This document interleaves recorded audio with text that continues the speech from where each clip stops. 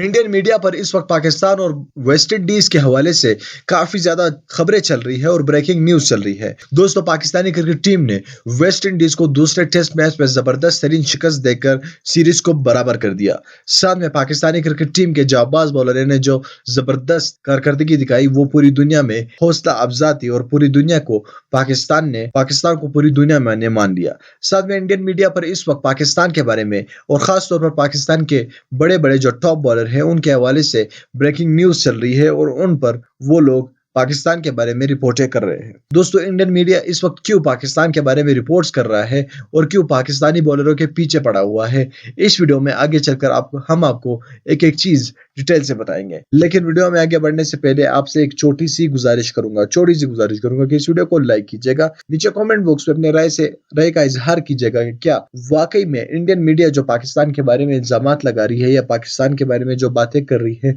वो सच है या नहीं। नीचे कमेंट बॉक्स में अपने राय से आगाह जरूर कीजिएगा।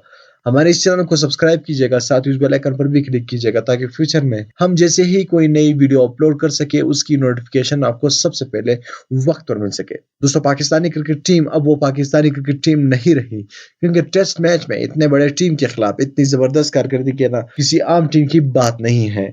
साथ में पाकिस्तानी बॉलरों ने जो जबरदस्त तरीन स्ट्रेटेजी अपनाई और जो जबरदस्त तरीन बॉलिंग की वो तो दाद के काबिल है ही। साथ में बाबर आजम ने भी अपनी जबरदस्त कप्तानी से पाकिस्तान को मैच जितवा दिया।